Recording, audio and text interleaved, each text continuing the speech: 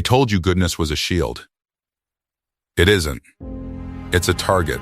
Every time you forgave someone who didn't earn it, every time you gave more than you could afford, every time you chose the gentle path when the situation demanded iron, you weren't being noble. You were being readable. And a readable person in a world built on power is a person waiting to be used. Machiavelli watched kingdoms fall, not to armies, not to famine, but to the dangerous idealism of leaders who believed their virtue would protect them. It never did. And unless you understand precisely why, the same quiet collapse is already underway in your own life. Why did every good ruler eventually break? History does not remember the rulers who were kind. It remembers the ones who lasted. This is not a cynical observation. It is the first and most important truth that Niccolo Machiavelli placed at the foundation of his political philosophy. A philosophy built not on how men ought to behave, but on how they actually do. He had watched the Italian city-states tear themselves apart. He had served Florence at the highest level of statecraft, advising men who held genuine power. And what he observed repeatedly was this: the leaders who clung most fiercely to virtue were the ones most reliably destroyed by it. Not because goodness is wrong in a moral sense. Machiavelli was not interested in morality as a system. He was interested in outcomes. And the outcome of uncalculated goodness, in every case he studied, was the same: collapse. Caesar pardoned his enemies. His enemies put daggers in him on the floor of the Senate. Richard II showed mercy to rebellious nobles, hoping forgiveness would purchase peace. They deposed him, imprisoned him, and history records his quiet death in a cell. Louis V of France, gentle, thoughtful, deeply pious, was one of the most sincerely well-meaning rulers Europe had ever seen. He lost his head to the crowd that once cheered his name. The pattern is not accidental. It is structural. When a ruler establishes himself as the kind of man who will not punish, who will always find room for another chance, who makes generosity his defining feature, he has not demonstrated strength. He has published his limits. He has shown every person watching exactly how far they can push before anything happens. And the answer in each of these cases was all the way. Machiavelli's lesson is not that rulers should be cruel.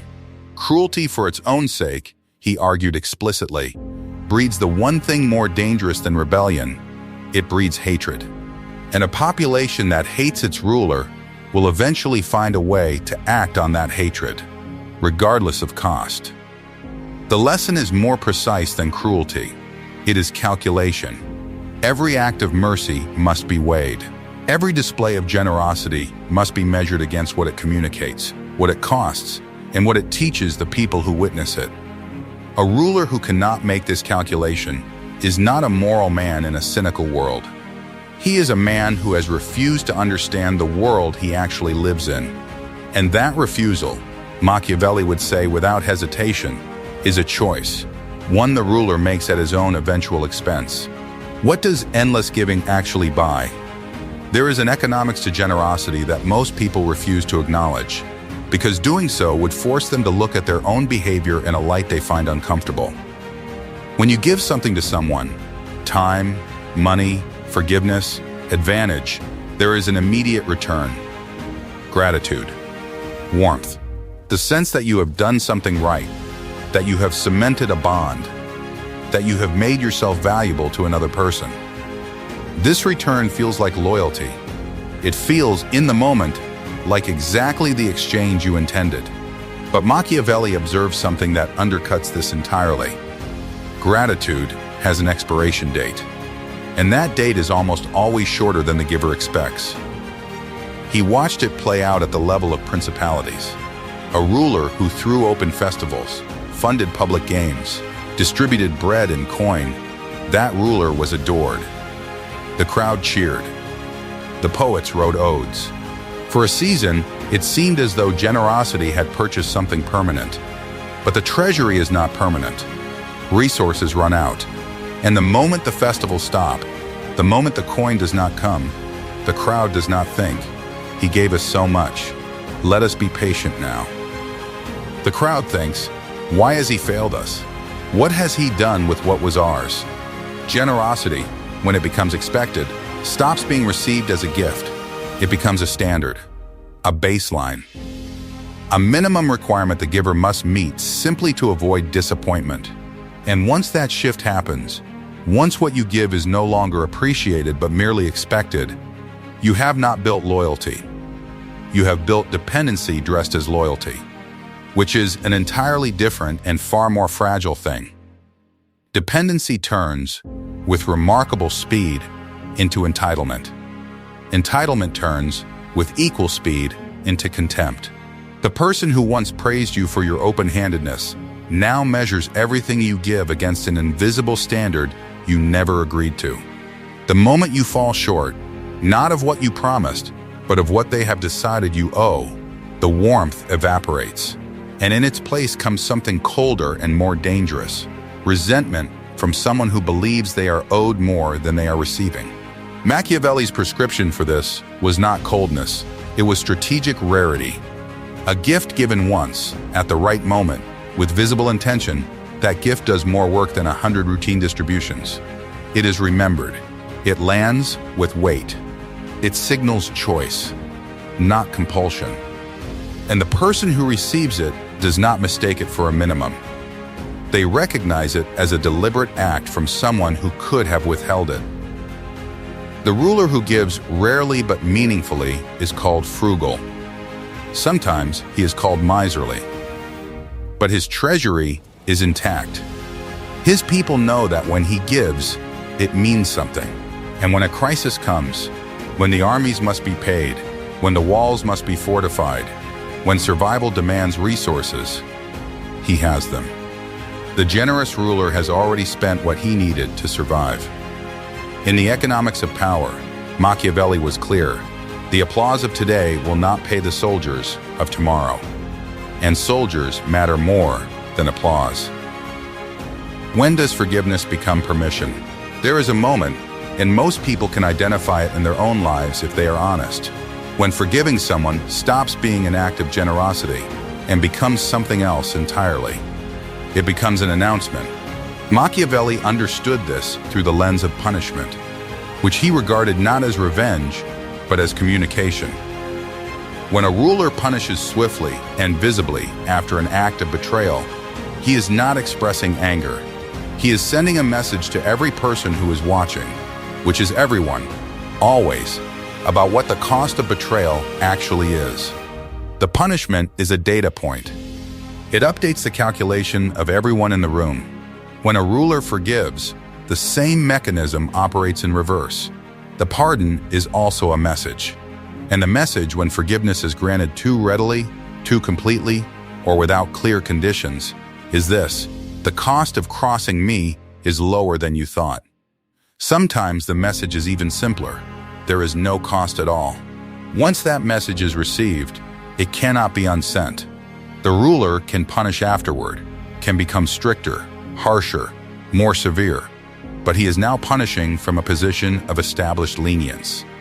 His severity reads not as strength, but as inconsistency, not as principle, but as mood. And a ruler whose punishments seem moody rather than principled has lost something harder to recover than territory. He has lost the perception of inevitability. What makes power genuinely stabilizing in a principality, in a company, in a household, in any human structure is not that punishment is frequent. It is that it is reliable. People will accept a great deal if they understand that the rules are consistent and the consequences are real.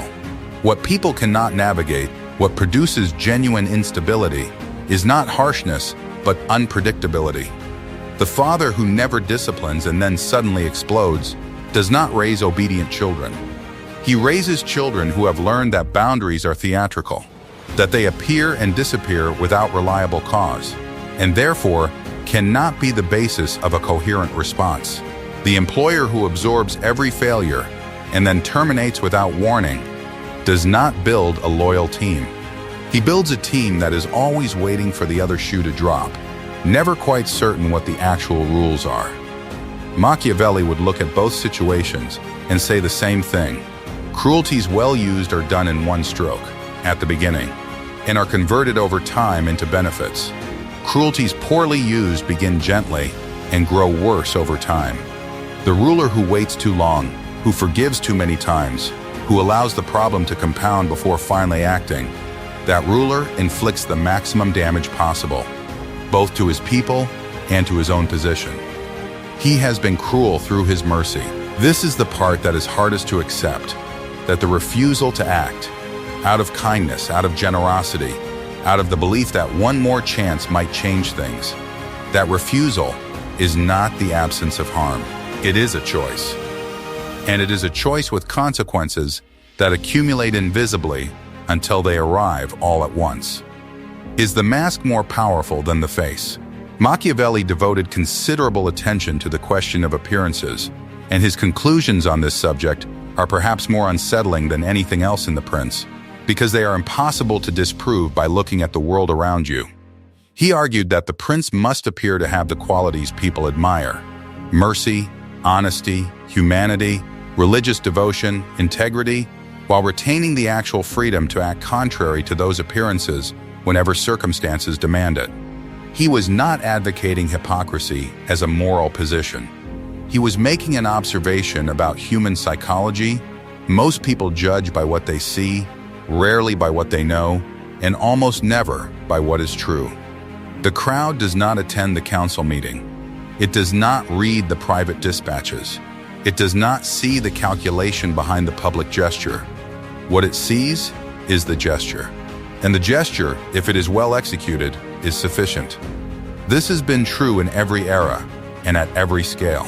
The statesman who weeps publicly at a state funeral while privately maneuvering for advantage is not necessarily a fraud to history. He may be remembered as a man of deep feeling, because the tears were real to those who saw them. The executive who speaks passionately about his employees while quietly restructuring the company to benefit shareholders is not always exposed. The speech may endure in memory long after the restructuring is forgotten. The friend who performs loyalty while calculating advantage is trusted until the moment of exposure, and sometimes trusted even after it. This is not an argument that the world rewards deception. It is a more precise argument. The world rewards competent performance. And a person who performs virtue with skill, who makes the appearance of goodness convincing and consistent, has access to a resource that is more durable than goodness itself. Because goodness can be tested, questioned, eroded. But the image of goodness, maintained with discipline, is harder to attack. You cannot disprove a performance you cannot see behind. Machiavelli's warning to the prince was not to believe his own mask. The rulers who fell were often not the ones who were most cynical, but the ones who were most sincere, who came to believe that because they had performed virtue long enough, they had become immune to the demands of power. They forgot that the mask was a tool. They wore it until it became their face. And then, when a situation demanded they act against the image they had cultivated, they found themselves paralyzed, unwilling to be ruthless, because ruthlessness would shatter the self-image they had spent years constructing. The survivors were those who maintained the distinction, who could perform mercy with complete conviction in the morning and authorize a necessary severity in the afternoon, without experiencing those two acts as a contradiction.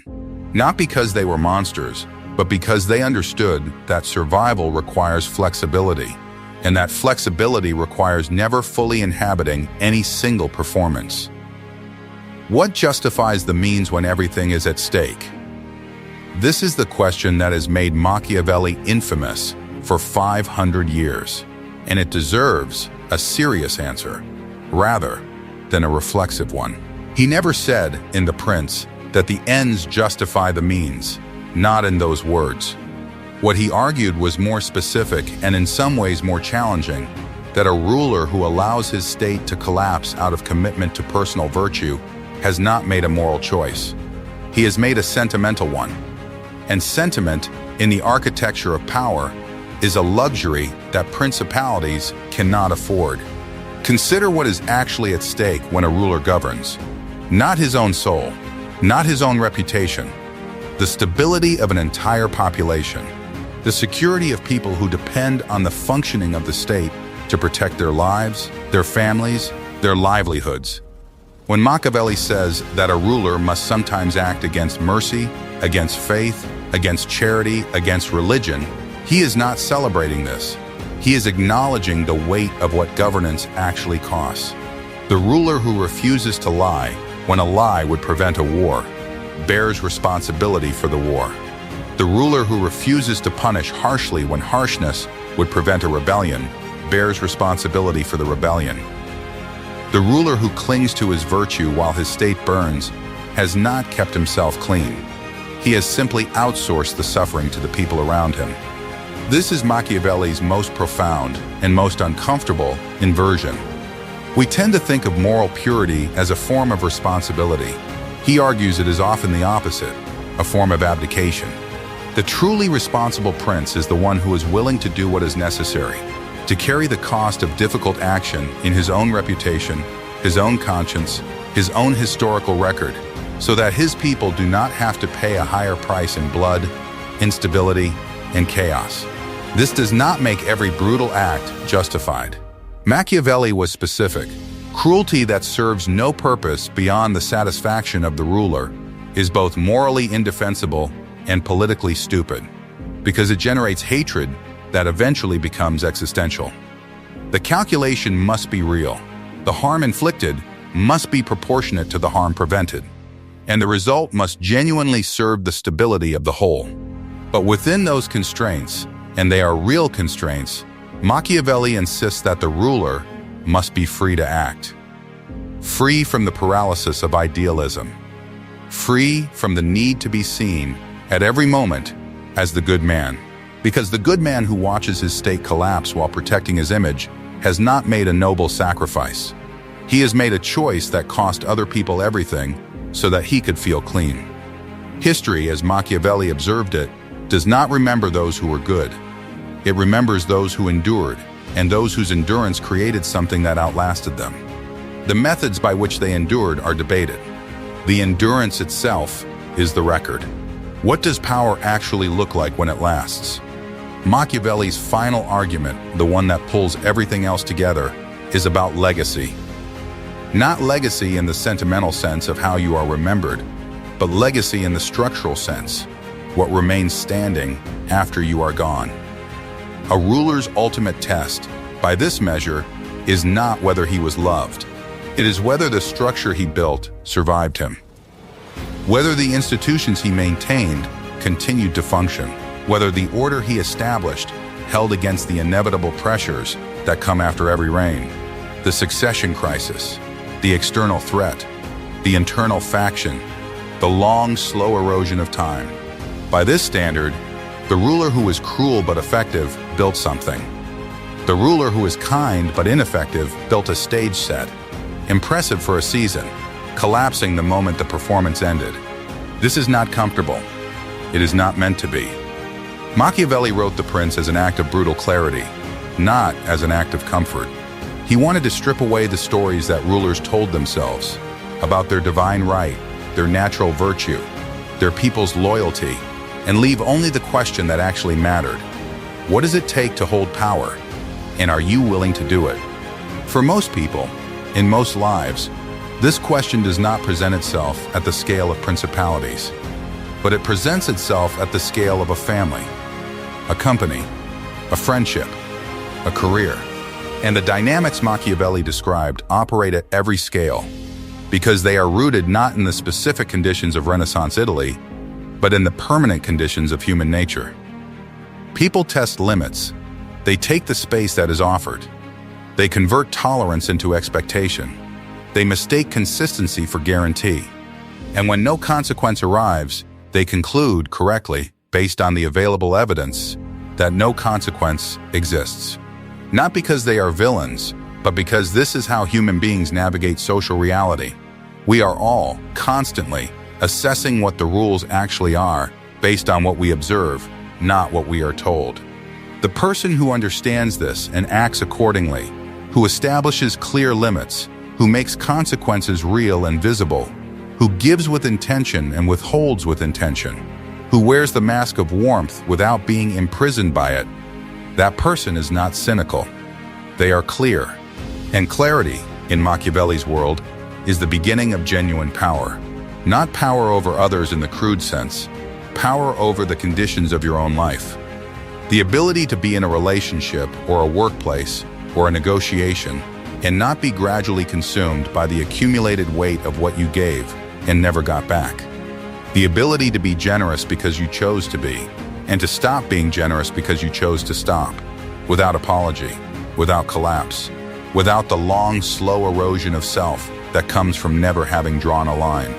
That is what Machiavelli was pointing toward, beneath the politics and the princes and the cold arithmetic of statecraft.